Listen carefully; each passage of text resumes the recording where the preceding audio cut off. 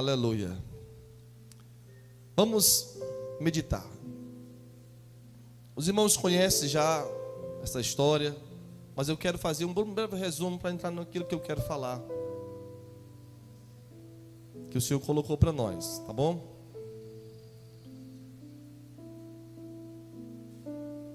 O povo que estava no cativeiro, eles retornam, por permissão de Ciro, o persa, eles retornam, quase 50 mil pessoas retornam. E esse retorno, ele foi um retorno específico. Quando Ciro, ele permite que o povo retorne, foi para reconstruir o templo. Especificamente, eles retornariam para as suas terras, sua cidade, Jerusalém, mas ele é para reconstruir o templo. Se você ler isso lá em Esdras, nos capítulos iniciais, você vai perceber essa ordenança dele, ordenando a saída do povo para voltar para Jerusalém, para que eles reconstruíssem o templo do Deus de Israel. E essa leva de pessoas, quase 50 mil pessoas, vieram na direção de Zorobabel, que era príncipe, comandava o povo, e Josué, o sacerdote, que eram os líderes oficiais do povo, para que eles voltassem a reconstruir o templo. Então, na sua volta, eles, se você ler lá em Esdras, passaram mais ou menos 2 anos para recomeçar. Então, depois de 2 anos, já voltados para Jerusalém, eles colocam os fundamentos do templo. E quando eles colocam os fundamentos do templo, que eles começam a construir, começam a trabalhar, os samaritanos, eles se achegam ao povo de Deus e querem fazer a obra junto. E aí eles dizem: olha, quando nós viemos para cá, por intermédio do rei Ciro, rei da Síria, não Ciro, mas o rei da Síria, do império, ele nos mandou ficar aqui e a gente continuou adorando o Deus de vocês. Então a gente quer fazer junto com vocês esse templo. Só que os judeus não aceitaram. E por não aceitar essa mistura, houve uma perseguição. Como também houve essa perseguição na história de Neemias. Você pode estar já juntando essas histórias, porque praticamente é o mesmo tempo. E começa a ter essa perseguição dos não-judeus para atrapalhar a reconstrução do templo de Jerusalém, que foi destruído por Nabucodonosor no tempo de Jeremias, né? E agora, queridos, diz a história que eles param de reconstruir. E quando eles param de reconstruir, todos, no geral, começando pelo o príncipe, que era o que comandava o povo, o sacerdote, e o povo, no geral, eles pararam a construção, a reconstrução do templo. E desde a fundação até a entrada do profeta Ageu e também o profeta Zacarias, foi 16 anos parado, tempo parado, o povo parado, não trabalhavam mais no templo, deixaram de lado as coisas do Senhor. E agora entra o profeta para trazer o povo de volta ao princípio a qual eles foram designados a fazer. Quando eu estava aqui estudando essa palavra, o Espírito Santo me falou uma coisa, irmãos, que eu quero já falar para vocês. Quando nós voltamos do cativeiro, porque todos nós estávamos no cativeiro, Nós viemos do cativeiro para um propósito. E muitos de nós, no meio do caminho, no meio da caminhada, a gente deixou o propósito de lado. Embora ainda servindo a Deus, embora ainda vindo na igreja, embora ainda cultuando ao Senhor, como nós estamos fazendo, mas o propósito, a maioria deixaram. Então você já sabe mais ou menos o que é que nós vamos falar nesta noite. E o tema da mensagem é o chamado à reconstrução do templo. Poderia ter colocado o chamado ao propósito. Mas é o templo aqui que eles tinham que reconstruir e tinham parado. O propósito era específico. E agora o povo começa a passar por uma crise. E no meio daquela crise, o profeta Ageu, ele vem e diz por que eles estão naquela crise. Irmãos, não se espantem. Nós não somos pregadores do caos de maneira nenhuma, mas a gente entende muito bem que o que está acontecendo e o que vai acontecer mais ainda, tudo isso é permissão de Deus. É vontade de Deus? Não, é permissão de Deus para trazer o seu povo para o propósito. Como a gente lê, coloca para mim, varão aí, 2 Crônicas 7:13. Quando você lê em 2 Crônicas 7:13, você vê Deus falando com Salomão, e ele diz especificamente, claramente, olha o que ele diz: se eu fechar os céus, quando ele diz se eu fechar os céus, é porque não vai mais chover, e não houver chuva, ou se ordenar gafanhotos que consumam a terra, ou se enviar peste entre o meu povo. Olha como Deus é específico. Entre o meu povo. Então quando Deus faz isso, quando Deus permite isso, não é porque Ele está querendo matar o povo, não é porque Ele está querendo, sabe, se vingar, porque o povo se desviou, o povo se afastou, não. É porque Ele quer trazer de volta o povo para o propósito para o qual fomos chamados. Amém? Você está entendendo? Então Deus, Ele está fazendo isso para que nós possamos olhar claramente para Ele e ver se nós estamos dentro do propósito ou estamos fora do propósito. E aqui não foi diferente em Ageu, irmãos. O povo estava fora desse propósito. E Deus levanta o profeta para ele dizer: olha, por causa disso, não está tendo chuva, não está tendo azeite, não está tendo vinho sobre a terra. Vocês estão perecendo. Tudo que vocês juntam, colocam no saquetel furado. Quer dizer o quê? Vocês estão até prosperando, mas cadê a prosperidade? Cadê a bênção? Mas por quê? Diz o Senhor. Mas por quê? Diz o Senhor dos exércitos. E o Senhor fala claramente: porque vocês se afastaram do meu propósito. E aqui eu quero, se você tiver com a sua Bíblia aberta, nós vamos ver alguns versículos. Não confie muito no telão, não. Eu quero falar para vocês aqui o que levou o povo, irmãos, a deixar de reconstruir o templo. Preste atenção. Olha como isso é interessante. Houve perseguição, amém? Houve perseguição, sim ou não? Os não-judeus se levantaram. Mas eu quero falar uma coisa para vocês. A perseguição que houve pelos samaritanos, os não-judeus, não daria para que eles parassem, irmãos. Não era, sabe, tão grave para que eles viessem parar a reconstrução do templo. Poderia atrapalhar como atrapalhou, sim. Mas parar, não. Em outras palavras, irmãos, olhe para mim aqui. Nós todos os dias somos perseguidos.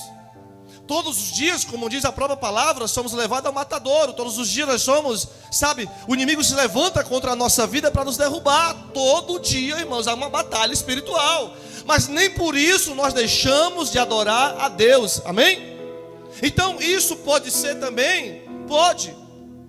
A perseguição pode atrapalhar, pode, mas isso não foi o motivo a qual eles pararam a obra.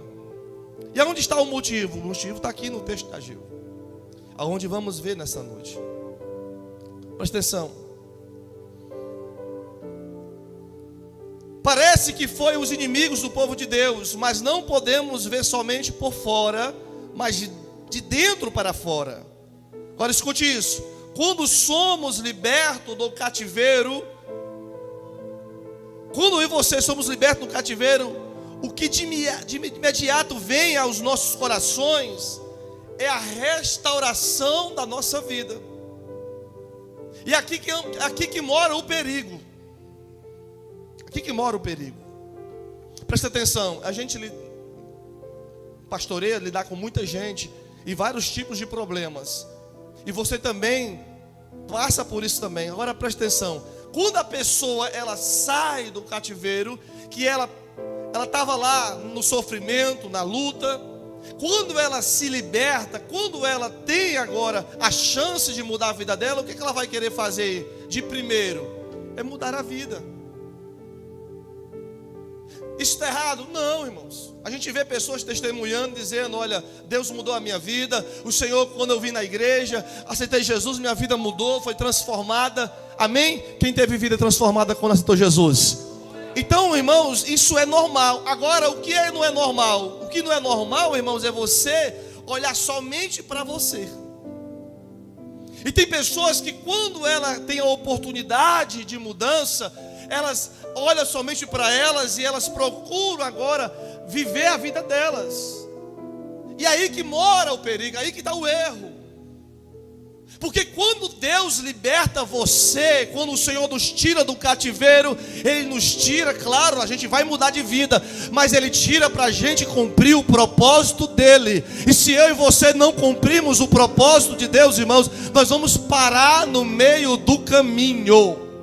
Quantas e quantas pessoas você conhece, nós conhecemos no geral, que vieram, estavam no nosso meio, foram abençoados, mas não estão mais no nosso meio. Por quê? Porque essas pessoas, elas procuraram apenas satisfazer os prazeres da sua vida, satisfazer aquilo que elas queriam para as suas vidas, e se esqueceram que o mais importante era cumprir o propósito de Deus. E qual era o propósito de Deus na vida desse povo? Era reconstruir o templo. E por não reconstruir o templo, eles pararam no meio do caminho, e muitos deles se esfriaram, e muitos deles voltaram atrás, como acontece nos dias de hoje. E o que é que o Espírito Santo fala para nós na sua palavra nessa noite? Se você quer, meu irmão, ver a mão de Deus na tua vida todos os dias, não que você não queira mais nada para você, claro que vai querer, mas cumpra primeiro o propósito de Deus.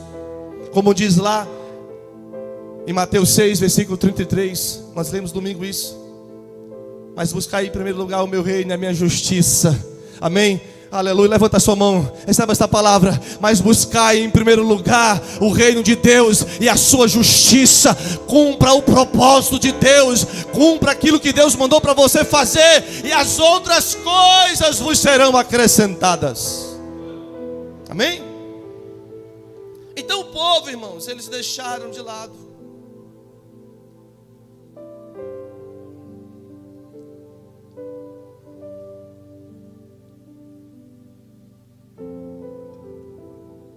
Então qual é o perigo? É achar que nós fomos livres para nós mesmos.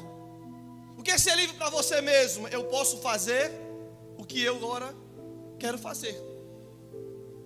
Porque outrora, quando eu estava no cativeiro, eu não fazia, agora eu posso fazer. Irmão, sonhar é bom. Nós devemos sonhar, devemos lutar pelos nossos objetivos, amém? Mas em primeiro lugar, irmãos, tem que estar a vontade de Deus, o propósito de Deus. Então o perigo é achar que nós somos livres para nós mesmos, e se esquecemos, aleluia, Muitos de nós se esquecemos que nós somos livres para Deus. Nós somos livres para quem? Não, está fraco. Nós somos livres para Deus, irmãos. Amém? Você pode receber essa palavra? Você é livre para Deus. Você é livre para o Senhor. Pastor, o que é isso? É que você tem que entender, irmãos, que a tua liberdade tem que estar no centro da vontade de Deus. Aí você vai viver, aí você vai sentir a glória, aí você vai sentir a presença, aí a tua vida vai fazer sentido. Aí tudo que você viver, irmãos, a partir de então, vai ser para a glória do Filho de Deus.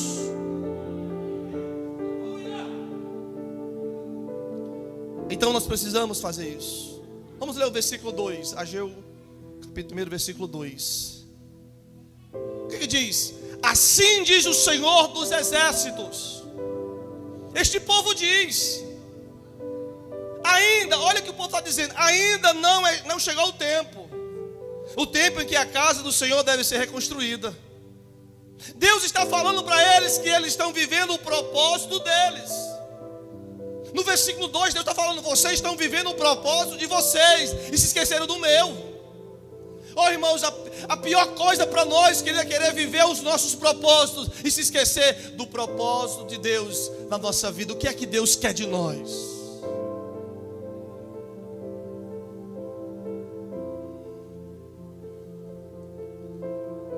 Vou falar uma coisa, irmãos, e não me leve a mal, mas é uma verdade. Você só não desviou ainda. Você só não se desviou ainda porque você, querendo ou não, tem cumprido o propósito de Deus. Porque se você não tivesse cumprindo o propósito de Deus, você estava como os outros que estão lá fora. Estavam aqui, mas estão lá fora. Não quiseram, não entenderam. E serão facilmente serão derrotados. Quando alguém for livre, ele tem que de imediato se envolver com a obra de Deus. Mais uma vez, diga assim comigo, eu sou livre. Mas só se todo mundo falar, irmão. Eu sei que está todo mundo de máscara aí, mas diga, eu sou livre para Deus. Amém? Você entende isso? Nós somos livres para Deus, irmãos. Uma segunda coisa que eu vi aqui, que fez o povo parar. Primeiro foi que eles começaram a viver o propósito dele. Qual era o propósito deles? Eles preferiram fazer primeiro para eles. Quando você prefere fazer primeiro para você, aí está aí o perigo. Segundo propósito aqui, segunda coisa, perdão, que o povo fez, que deixaram de lado as coisas de Deus. Segunda coisa, irmãos, é deixar que a concupiscência dos olhos e a soberba da vida tire de nós o santo, o sagrado do nosso coração.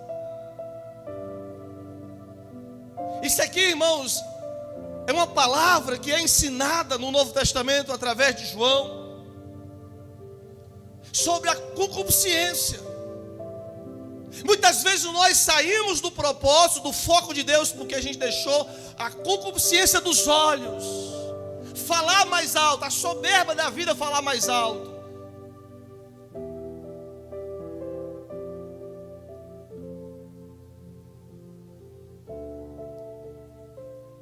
E muitas vezes nós caímos em laços e somos enganados. Preste atenção aqui, como é interessante isso, irmãos. O povo estava trabalhando, não para Deus, mas para eles. Então eles acharam melhor construir as casas deles, porque também estavam destruídas, do que construir o templo primeiro. Mas se você analisar, olha só, a concupiscência dos olhos, se você analisar, faz sentido. Primeiro vamos cuidar da nossa casa, depois a gente faz as coisas do Senhor. Não faz sentido, irmãos? Faz. Mas isso é olhando pelos olhos carnais. Porque se você entende que primeiro de qualquer outra construção, quando eu falo de outra construção, aí entra família, entra casamento, entra empresa, entra trabalho, entra, estudo, entra tudo que você imaginar que engloba a tua vida. Sabe, primeiro de qualquer outra construção, tem que fazer a construção primordial, que é o templo, levantar o templo, é construir o templo, para que a presença, para que a glória de Deus venha habitar no meio de vocês. Assim é o que Deus está pedindo. Se eles tivessem obedecido ao Senhor no início de reconstruir o templo, irmãos, rapidamente eles tinham, sabe, se levantado e prosperado. Só que a concupiscência dos olhos fez que eles olhassem primeiro para eles, e eles disseram: não, vamos primeiro construir a nossa casa, depois a gente constrói a casa do Senhor. Versículo 2, Deus reclama, diz: vocês estão dizendo, ainda não é tempo de reconstruir a minha casa? Se perderam. Não tem como você viver em Deus, irmãos, se não estiver cumprindo o que Ele está falando para você. Não tem como nós viver em Deus se nós não tivermos obediente à sua vontade. Então aqui no texto claramente se diz, vamos ler o versículo 3 e 4. 3 e 4. Por isso a palavra do Senhor veio por intermédio do profeta Ageu, dizendo, versículo 3 ao 4: acaso é tempo de vocês morarem em casas luxuosas?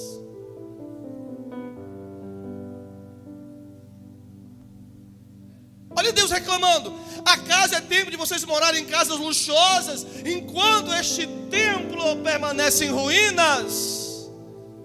Ei, irmãos, presta atenção. Antes de Elias clamar a Deus para que Deus respondesse ele consertou aquele altar que estava rachado, estava em ruína. Irmãos, se você quer ver a glória de Deus descer sobre a tua vida, conserte primeiro o altar, conserte primeiro o templo do Senhor. Se você não está entendendo ainda, irmãos, a Bíblia diz que nós somos morada e templo do Espírito Santo. Conserte a tua vida primeiro diante de Deus, aí você vai ver a glória de Deus, a graça de Deus, a misericórdia de Deus descer sobre a tua vida. Aí você não precisa, irmão, ficar desesperado, porque quem está em Deus tem a provisão de Deus.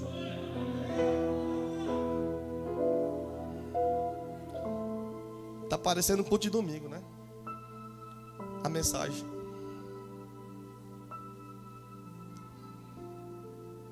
E a pergunta: qual é a casa que você está se importando mais? Qual casa você está se importando mais? Deus faz um paralelo assim: olha, esse povo diz, não é tempo ainda de construir o templo. O Senhor fala assim para eles: qual casa vocês estão se importando mais? As casas de vocês que são luxuosas, ou a minha casa que está em ruína? Por isso o Senhor vai falar para o povo: por isso vocês não têm a bênção. Irmãos, é por isso que o povo não tem a bênção.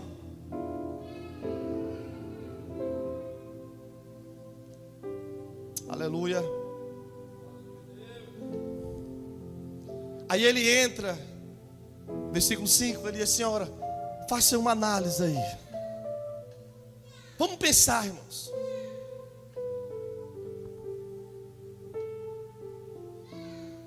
Eu tenho certeza que em todas as igrejas, irmãos, teve muitos testemunhos. Todas as igrejas que são de Deus mesmo. Estamos aqui para falar de igreja não, irmãos. Mas todas as igrejas que realmente são pessoas sérias tiveram muito testemunho nessa pandemia. Te fala assim, parece que já terminou, né? Mas está passando, né? Mas, irmãos, testemunhos. Que testemunhos? Pessoas contando, irmãos, que nunca foram tão abençoados como foram agora no tempo da escassez. Você pode agradecer a Deus por isso, meu irmão? Foi ou não foi assim? Agora, interessante, irmãos. O que é interessante? Interessante que antes da pandemia também Deus estava te abençoando. Mas por que ninguém glorificou a Deus dessa maneira? Porque a gente não via. Porque a gente estava envolvido com as coisas da terra, os recursos da terra, tudo da terra. Aí de repente Deus fala assim: eu vou provar para vocês que sou eu que cuido de vocês. Aí Deus, pá, aí ficou só ele. Aí você diz: Senhor, agora só tem você. E o Senhor fala assim: sempre fui eu, meu filho. É você que não me via. Agora você está me vendo. Agora você sabe que sou eu. Agora você sabe que só de mim você tem provisão. Amém, irmãos? Aleluia. Mas faça uma análise da sua vida. O Senhor fala, versículo 5, bota aí, varão, vamos lá, todos juntos. Portanto, assim diz o Senhor dos Exércitos: considere o que tem acontecido com vocês. Vocês semeiam muito e colhem pouco. Comem, mas isso não chega a matar a fome. Bebem, mas isso não dá para ficarem satisfeitos. Põe roupa, mas ninguém se aquece. E o que recebe salário, recebe-o para colocar numa sacola furada. O Senhor está falando assim: considere. Coisa boa, irmã, você olhar e ver assim, meu Deus. Irmãos, nesse tempo agora de pandemia, nós, principalmente, eu tiro por mim, pastor Isaí e o pastor Luiz Carlos, que nós vivemos exclusivamente disso aqui, irmãos. Não nos faltou nada.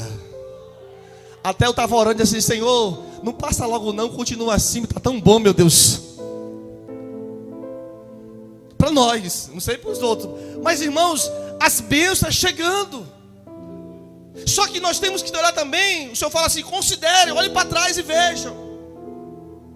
E o Senhor aqui dá um relato e diz: olha, vocês estão semeando muito, mas estão colhendo pouco. Vocês comem porque tem comida, mas não estão se fartando. O Senhor faz um alerta e diz aqui no versículo 5 para o seu povo. E quando ele diz assim: olha, vocês semeiam muitos e colhem pouco, o que o Senhor fala? Vocês estão tendo poucos resultados. Quando ele diz: come, mas isso não chega a matar a fome, ele fala assim: que nós não estamos satisfeitos. Você quer ver Deus ficar, irmãos? A palavra é essa também, chateado. É com pessoas que são ingratas, insatisfeitas.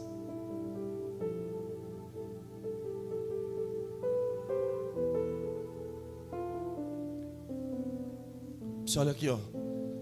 Se não deu certo hoje, dê glória a Deus, irmãos, porque é Deus na sua vida. Pastor, mas não deu certo também no outro dia. Continue glorificando, porque continua sendo Deus na tua vida. Amém?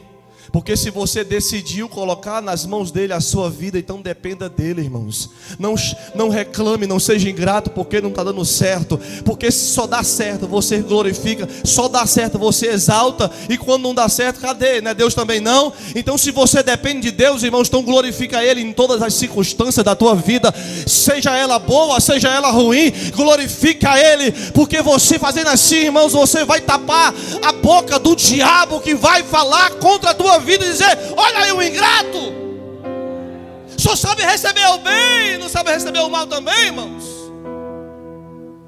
Vamos olhar para trás e vamos olhar para o retrovisor e ver, irmãos. E vamos agora olhar para frente. Nós estamos recebendo uma oportunidade de Deus. E essa oportunidade é de fazer certo, é de fazer corretamente, é de viver, irmãos, verdadeiramente o Evangelho, dependente dele, assim como viveu, querido, Abraão. Porque Paulo diz lá em Gálatas que Abraão foi o primeiro que ouviu o Evangelho e creu. Sabe por quê? O que é isso? Porque ele recebeu a palavra de Deus e Deus falou assim: vai para uma terra que eu vou te mostrar. E ele foi crendo apenas em uma palavra. E a gente tem aqui várias coisas, revelação, palavra, tudo. E muitas vezes a gente não está crendo. Não aconteceu hoje, já reclama. O povo, irmão, estava ingratos. Só que Deus mesmo, Deus fechou. Deus, ele fechou o céu, cerrou o céu. Porque é ele que faz isso, irmãos. Ei, o diabo não tem esse poder não, meu irmão. Eu vejo pessoas falando que o diabo, ele não tem esse poder não. A gente prega aí, sabe disso, irmãos. O diabo, ele é controlado por Deus. Ele só pode ir até onde Deus mandar. Se Deus não permite, ele vai. Se Deus não permite, ele fica. Se Deus permite, ele abre a boca. Se Deus permite, ele se cala. Se Deus permite, ele toca. Se Deus não permite, ele não toca. Ele só vai até onde Deus mandar. E se Deus permite, é porque ele quer glorificar o nome dele na tua vida. Louvado seja Deus. É isso. precisamos renovar. Enquanto você não entender, querido, que o principal é Deus. Deus está falando para o povo, o principal sou eu. Se vocês não entenderem que vocês têm que construir o templo, para que eu venha, para que eu receba o sacrifício, para que eu receba a adoração de vocês, vocês vão continuar do mesmo jeito. Só mudaram de lugar, mas continuam no cativeiro. Tem pessoas que só mudam de lugar. Tem pessoas que só mudam de igreja. Só muda de congregação. Muda de cidade. Muda de bairro. Muda até de país para ver se melhora. Só mudou de lugar, mas continua no cativeiro, porque não entenderam que primeiro é Deus. Primeiro é Deus. E o Senhor fala para o seu povo: considere o vosso passado, reflita no presente e mude o vosso futuro. Versículo 7, vamos ler. Coloquei na linguagem mais fácil. Assim diz o Senhor dos Exércitos: considere o que tem acontecido com vocês. Vão até o monte, tragam madeira, reconstrua o templo.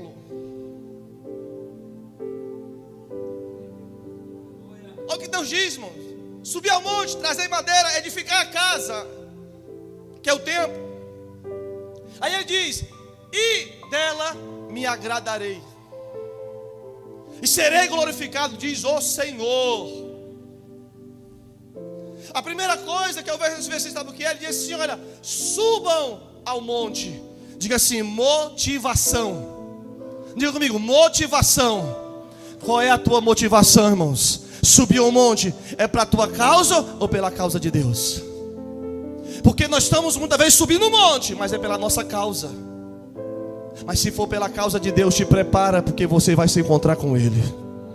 Mas tem uma coisa mais interessante ainda. Preste atenção nesse versículo. Ele diz: olha, e trazei madeira e edificai o templo, ponto e vírgula, e dela me agradarei.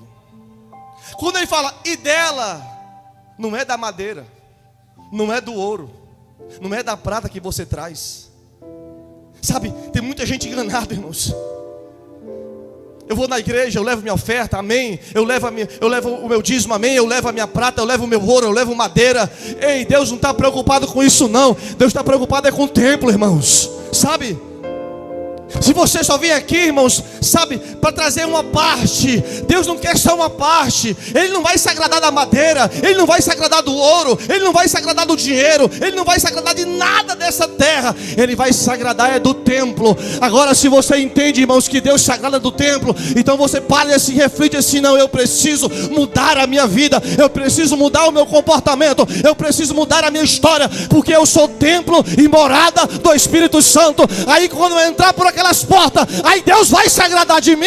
Louvado seja Deus, porque nós somos o templo do Senhor.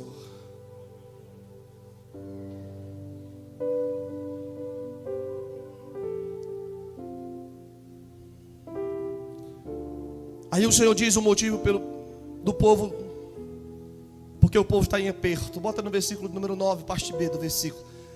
O Senhor fala para o povo: por que vocês estão em aperto? Por quê? Por causa da minha casa. Isso aqui é forte, irmãos. Amém? Preste atenção. Vamos vigiar. Quem de vocês é templo e morada do Espírito Santo? Então escute o versículo. Você disse agora que você é morada do Espírito Santo. Então escute o versículo: por causa da minha casa que está deserta, enquanto cada um de vós corre a sua própria casa. Pergunta: você está vivendo para quem? Responda não, só reflita. Você está vivendo para quem?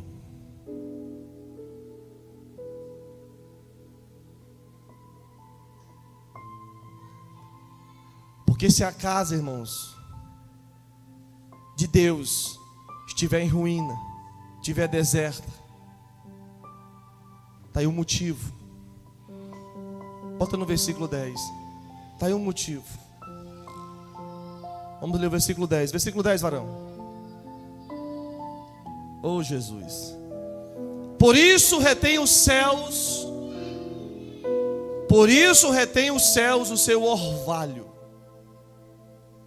E a terra retém os seus frutos. Encerrando. Quem quer ter uma posse da bênção de Deus? Você é responsável por isso.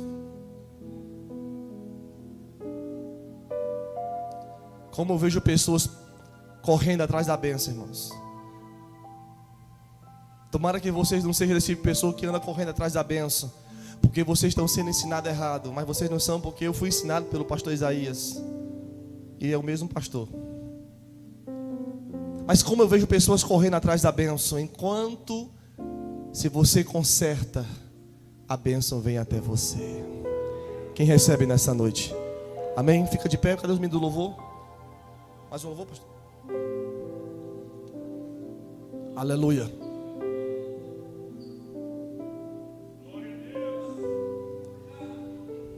Quem está recebendo aí, irmãos? Vamos louvar a minha casa, Vitória, minha casa. Amém? Bota aí para ela.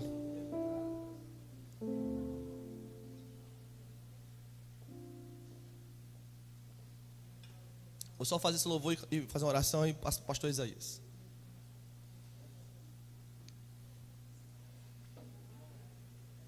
Não deixe o fogo apagar, mas continue glorificando o nome do Senhor Jesus.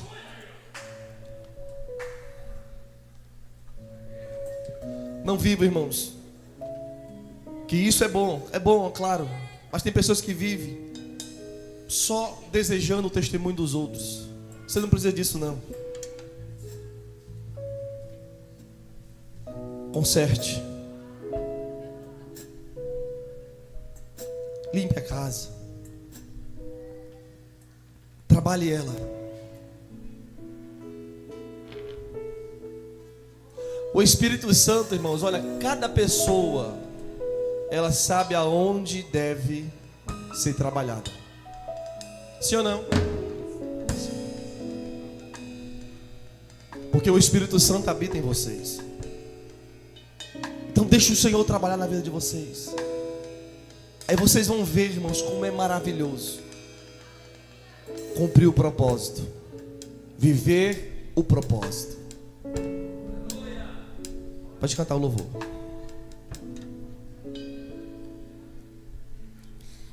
Essa casa é sua casa, nós deixamos ela pra você.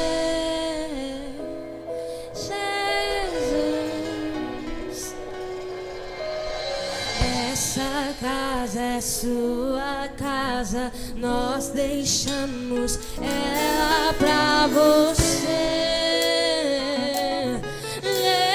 Jesus. Essa casa é sua casa, nós deixamos ela pra você.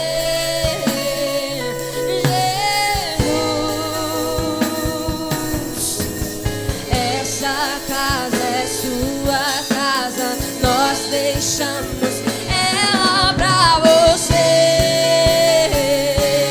Jesus. Apareça, que o teu nome cresça. Enche esse lugar. Enche esse lugar. É você, meu amado. É você, minha irmã. É você, meu irmão.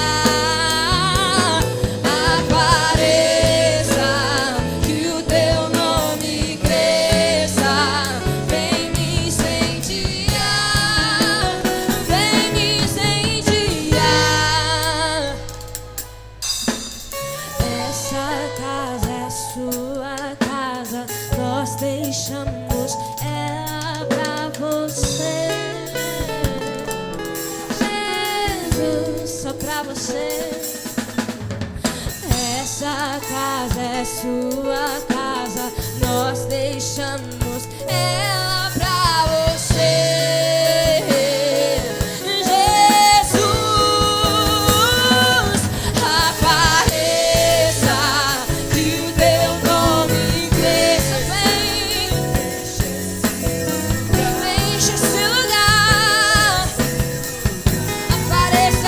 Louve ao Senhor. Apareça. Que o teu nome cresça. Que o teu nome cresça. Vem me incendiar. Vem. Vem me incendiar. Pode queimar. Apareça. Que o teu nome cresça.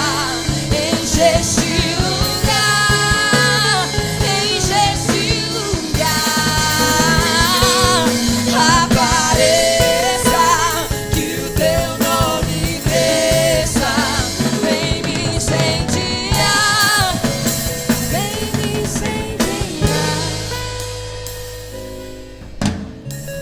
Fecha teus olhos.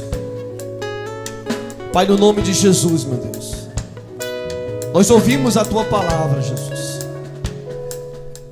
e nós compreendemos, ó Senhor, que nós precisamos cumprir o propósito a qual nós somos chamados para fazer. Deus Pai, nós te apresentamos a nossa vida, te pedimos perdão, meu Deus, pelas nossas falhas, pela nossa negligência, ó Deus, porque sabíamos, ó Senhor, e não fizemos. Nós queremos consertar, meu Deus. Senhor, aqueles que consertarem, Pai, vão ver a diferença, vão ver a mudança, vão ver a transformação do Senhor na vida de cada um deles. No nome de Jesus. No nome de Jesus. No nome de Jesus, meu Deus. Abençoa o teu povo. No nome de Jesus. Amém. Diga amém, queridos. Aplauda o Senhor e sente só um pouquinho.